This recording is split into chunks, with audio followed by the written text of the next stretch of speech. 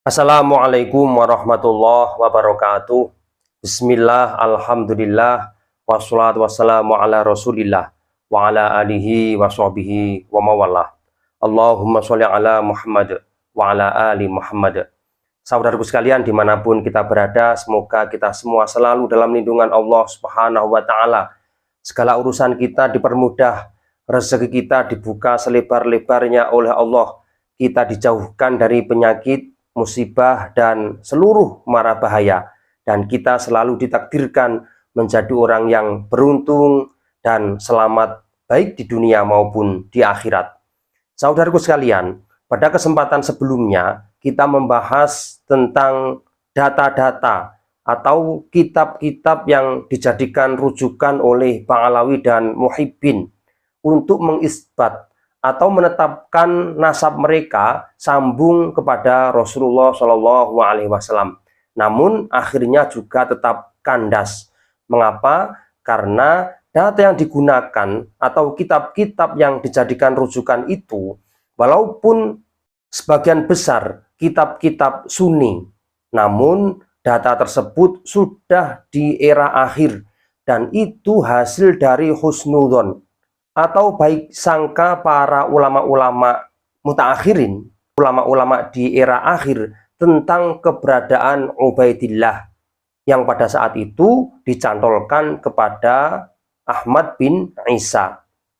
Sehingga rujukan itu tidak bisa dijadikan pijakan untuk mengisbat atau menetapkan nasab Ba'alawi. Saudaraku sekalian, mencangkok nasab yang dilakukan oleh Ba'alawi adalah sebuah keberhasilan yang gemilang, sehingga mampu mengecoh para ulama. Sehingga para ulama mutaakhirin juga ada beberapa di antara mereka menyebutkan nama tokoh yang diklaim oleh Ba'alawi merupakan nenek moyang atau kakek buyut mereka. Nah, tokoh yang dimaksud di sini adalah nama Ubaidillah. Walaupun tidak semua ulama mutaakhirin juga menyebutkan Ubaidillah secara jelas. Dan nama Ubaidillah tersebut dicantolkan kepada Sayyid Ahmad bin Isa. Ini mulai ada penyebutan nama Ubaidillah yaitu sejak abad 10 Hijriah hingga 13 Hijriah, dan tidak pernah disebutkan di tahun-tahun atau di abad-abad sebelumnya. Sehingga antara periode ulama mutaqaddimin dan mutaakhirin mengalami perbedaan data. Ulama mutaqaddimin ini mereka adalah ulama yang hidup di awal periode, yaitu mulai generasi tabi'in, tabi'in hingga 300 tahun. Walaupun ada perbedaan pendapat berkaitan dengan batas tahun antara mutaqaddimin dan mutaakhirin. Dan istilah mutaakhirin yaitu setelah 3 abad awal sampai ke belakang. Sehingga data-data yang digunakan oleh Muhibbin dan Ba'alawi ini adalah data-data ulama mutaakhirin, yang tentunya data mengenai Ubaidillah ini tidak valid. Saudaraku sekalian, nama Ubaidillah setelah dilacak berkali-kali dengan metode apapun tidak bisa ditemukan. Dan uniknya, ini justru dijadikan rujukan untuk mengisbat atau menetapkan nasab Ba'alawi. Jika menggunakan metode syuhrah wal istifaudah, yaitu metode mengenal popularitas seseorang. Orang itu dikenal oleh orang sezamannya, orang semasanya, kemudian generasi berikutnya juga mengenalnya. Seandainya dikiblatkan atau diarahkan ke nama Ubaidillah, lalu siapa yang bercerita? Sehingga ulama mutaakhirin ini juga ada yang pernah menyebutkan Ubaidillah bin Ahmad bin Isa. Padahal faktanya Ubaidillah ini tidak memiliki data. Sedangkan generasi yang dicangkok yaitu Ahmad bin Isa memiliki data yang valid dan bisa dipertanggungjawabkan, yaitu bertahun 383 Hijriah. Saudaraku sekalian, mengingat nasab Ba'alawi yang unik seperti ini, seperti tokoh fiktif. Walaupun catatannya seolah-olah berantai, seolah-olah tasalsul atau berurutan dari A ke B ke C, namun sebetulnya jika kita lacak satu persatu, menghasilkan nilai zong, yaitu kekosongan dalam status sosok yang disebutkan tersebut.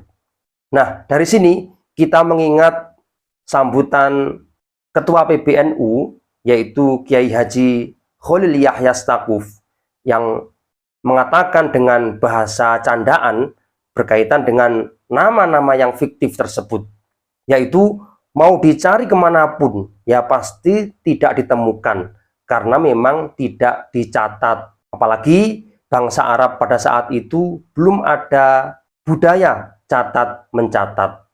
Namun sebetulnya yang kita bahas adalah masyarakat Yaman, karena Ubaidillah ini disandarkan oleh Ba'alawi kepada tokoh Yaman. Nah, kira-kira apakah tokoh Yaman ini pada saat itu sudah memiliki tradisi tulis-menulis, catat-mencatat terhadap sesuatu hal termasuk nama-nama nasabnya? Nah, tentunya juga belum ditemukan ahli pencatat nasab pada saat itu.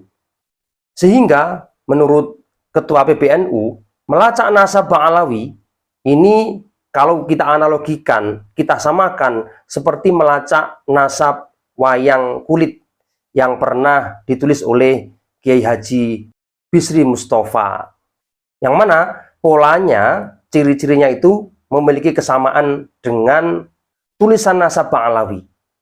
Nah, mari saya akan mencuplik nasab wayang kulit sebagaimana yang diceritakan oleh Ketua PBNU. Misalkan kita ambil contoh dari Parikesit bin Abimanyu bin Janoko bin Prabu Pandu bin Abioso bin Parasoro bin Begawan Sakri bin Begawan Sekuntrem bin Begawan Manumanaso bin Begawan Parikanan bin Betoro Sri Unon bin Betoro Wisnu bin Betoro Guru bin Betoro Tunggal bin Betoro Wenang.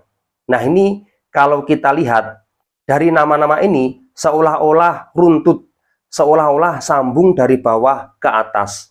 Padahal jika kita lacak teman-teman, nasab wayang ini juga aneh, karena nasab Pandowo dari Parikesit, kemudian Abimanyu, kemudian Janoko, kemudian Pandu, lalu Abioso, ini merupakan manusia biasa. Sedangkan nasab-nasab ke atasnya, ini nasab para dewa. Nah, tentunya seharusnya menurut ilmu teologi, tentu ini tidak sah. Karena nasab atau garis keturunan manusia bersandar dengan garis keturunan para dewa. Tapi ini juga tidak disalahkan, karena ini hasil dari kesenian yang bersumber dari mitologi. Nah, apakah nasab Ba'alawi juga akan meniru pola yang ada di dalam nasab pewayangan ini?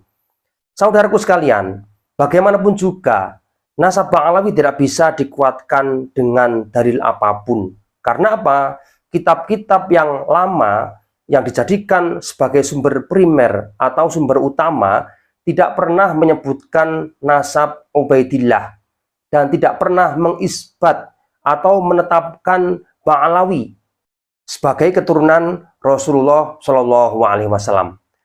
Dan pada saat ini kita akan mencoba membacakan nama-nama kitab yang tidak membahas Ubaidillah, dan kitab-kitab ini dijadikan rujukan oleh para nakib atau ahli nasab di seluruh dunia, dan semuanya tidak menyebutkan nama Ubaidillah, yang mana pada saat itu diklaim oleh Ba'alawi sambung dengan Ahmad bin Isa pada tahun 383 Hijriah.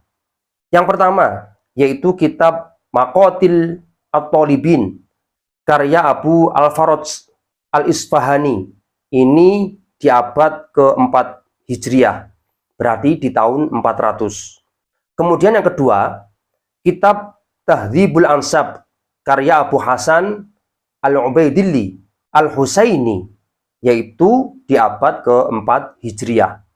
Kemudian yang ketiga ada Al-Majdi fi Ansab At-Talibiyyin, karya Abu Hasan Ali Al-Umri, ini di abad ke-5 Hijriah.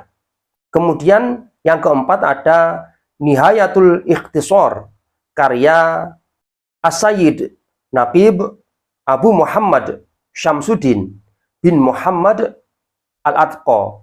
Dan ini perlu diketahui teman-teman, bahwa beliau adalah Imam An-Naqib, yaitu seorang pencatat dan dewan pengawas nasab keluarga Rasulullah Shallallahu Alaihi Wasallam di abad ke-6 Hijriah.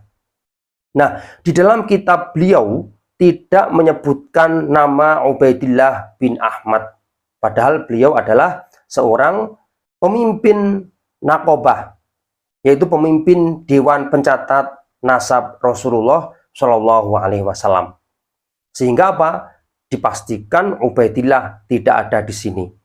Kemudian yang kelima ada Al-Majdi Al-Makhdud, karya Abu Hasan Ali Al-Umri di abad ke-5 Hijriah.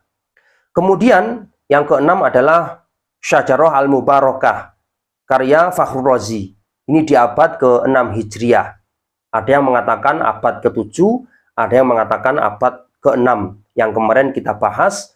Walaupun ini ditolak, seandainya Ba'alawi dan Muhibbin menolak kitab Syajarah Al-Mubarakah, bisa kita jadikan buku sekunder atau data pendukung bagi kitab-kitab sebelumnya atau kitab-kitab yang lain.